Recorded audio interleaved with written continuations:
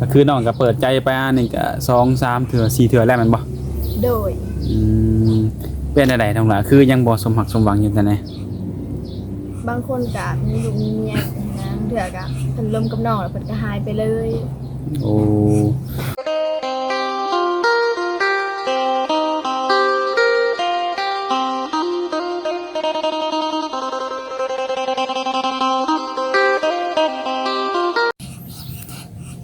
นะทุกคนเนาะก็ถือว่ามื้อนี้กันนี่แหละทุกคนเลยก็คือมาหาผู้สาวเนาะเพิ่นก็เป็นสาวที่ว่าเคยเปิดใจมาแล้วก็คือทางน้องไข่มุกนั่นเองทุกคนเนาะโดยสบายดี สบายดี สบายดีเนาะถือว่ามาเจอกันอีกแล้วมื้อนี้เฮา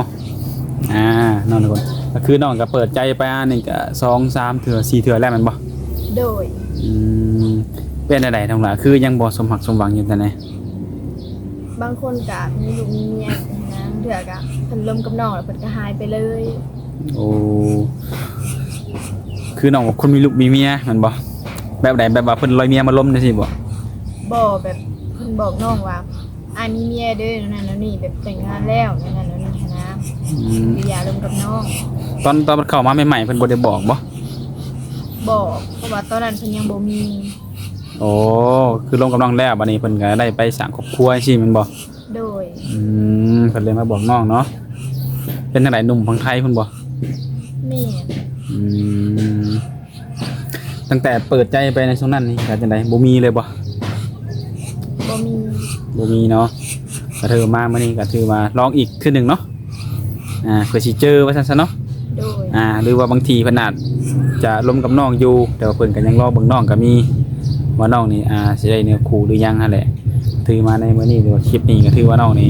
ยังเป็นโสดเนาะยังบ่ทันมีเจ้าของเนาะทุกคนคือน้องเคมุกเนี่ยอายุเท่าไหร่ก็ 19อายุ19ปี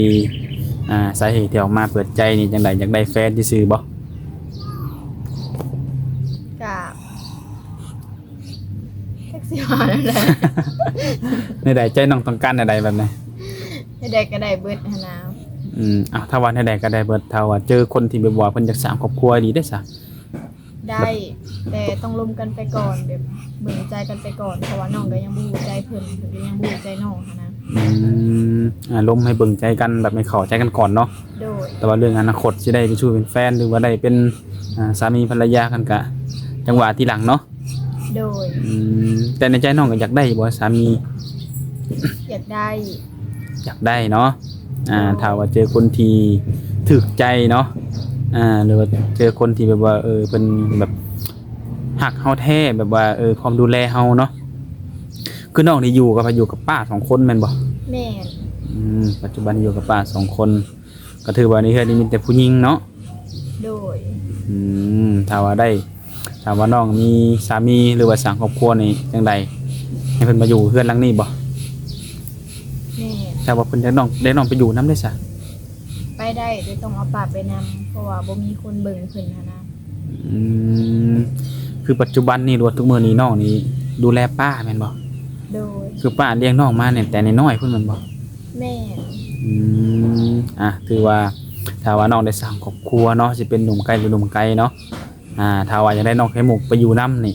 แน่นอนต้องเอาป้าเพิ่นไปดูแลนํเนาะเพราะว่าน้องนี่ต้องทำหน้าที่ดูแลป้าเนาะ โดย โดยทุกคนเนาะถ้าว่าน้องหนุ่มคนใดรับข้อนี้ได้เดี๋ยวคนเนาะก็เข้ามาลมมาจีบกับน้องคนได้แต่ถ้าว่าผู้ใดคิดว่ารับบ่ได้ก็ลองหาคนใหม่แทนเนาะดูเป็นจังไดมาจังไดมื้อนี้ก็คือบ่ได้ไปทางใดบ่ซะ บ่ได้ไป อยู่นำเฮือนนี้ โดย โอ้โดยคือมาเปิดใจนี่จังไดคือโสดสนิทเลยแม่นบ่ แม่น บ่ได้มีผู้ใดแล้วแม่นบ่ แม่น โสดพร้อมเปิดทุกคนเนาะหรือว่าพร้อมสร้างครอบครัวให้แหละเนาะคือน้องไข่มุกได้มีสเปคแบบใดกับน้องไข่มุกแน่ แบบได้ก็ได้เบิดน้องบ่จำกัด บ่จำกัดแม่นบ่ โดย พูดแล้วแต่ผู้ที่สิเข้ามาเนาะ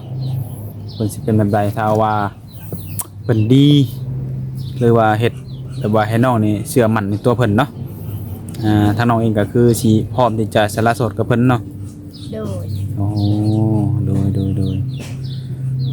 เรื่องนิสัยเรื่องแบบบุคลิกของเพิ่นได้ใช่น้องล่ะแบบว่าการวางตัวแต่งกายเพิ่นนี่นะ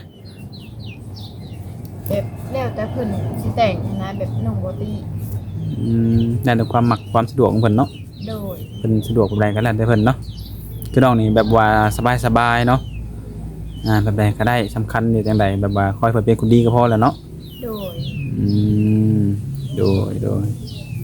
ก็ถือว่าในมื้อนี้ทุกคนคือมาเปิดใจให้น้องเพิ่นนั่นแหละ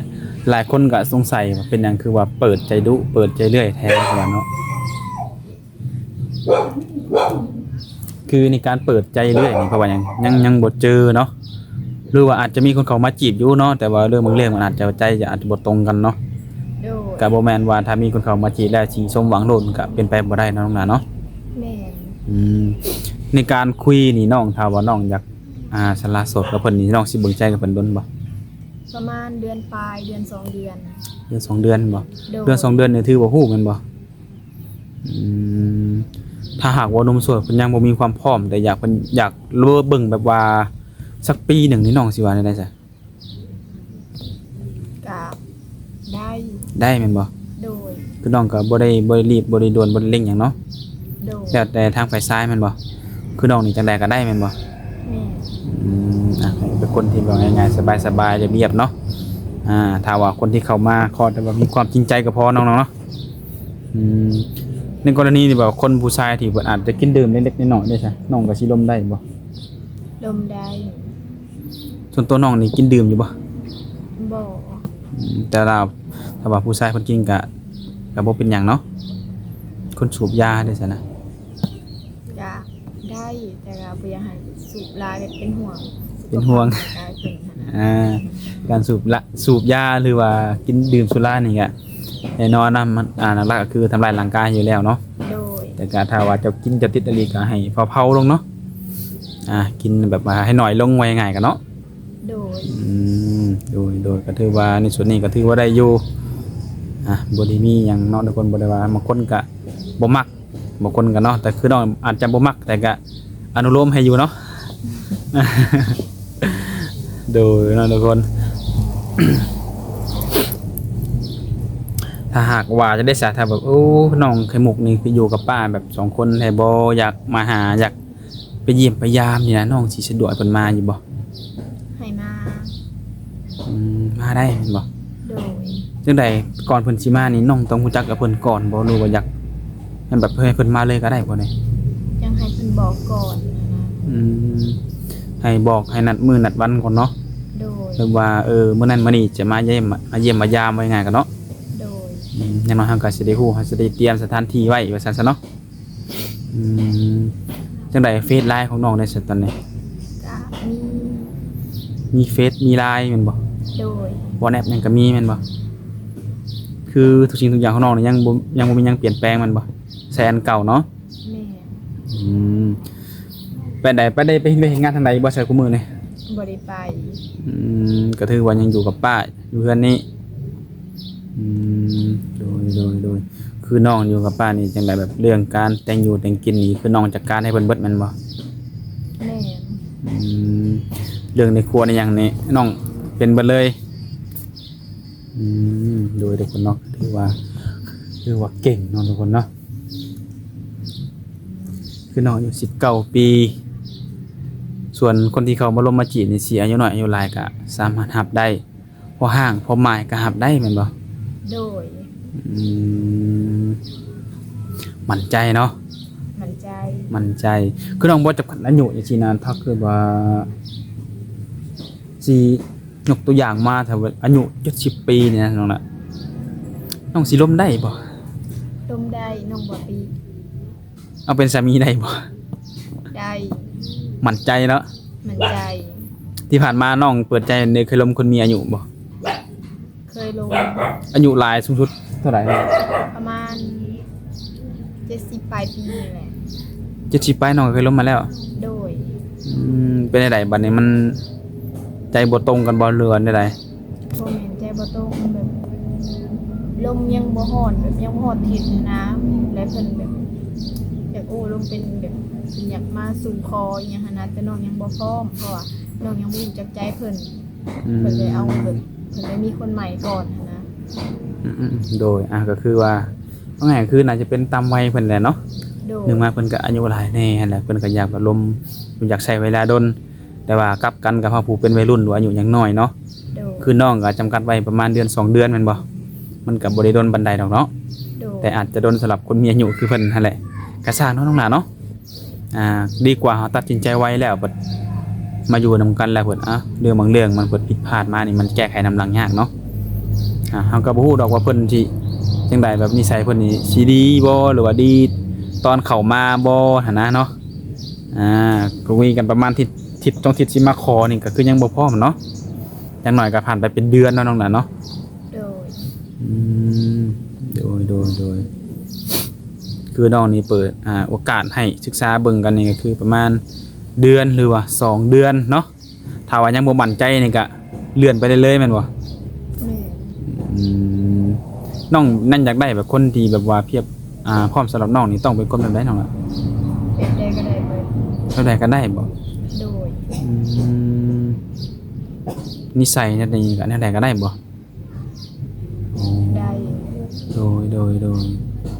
บ่มีแบบแนวจำกัดให้เลยแม่นบ่ บ่มี บ่มี โดยก็ถือว่าเนาะทุกคนเนาะคือน้องเปิดใจเพิ่นก็บ่มีหยังมากมายเนาะทุกคนเนาะถ้าว่าคนที่เข้ามาลมสิรอบ่รอเนาะเรื่องสถานะของเพิ่นได้ซะ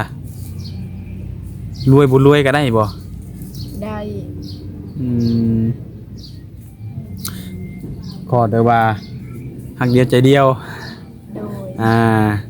ให้มีความมั่นคงเนาะให้มีความเป็นผู้นำผู้หน้าครอบครัวโดย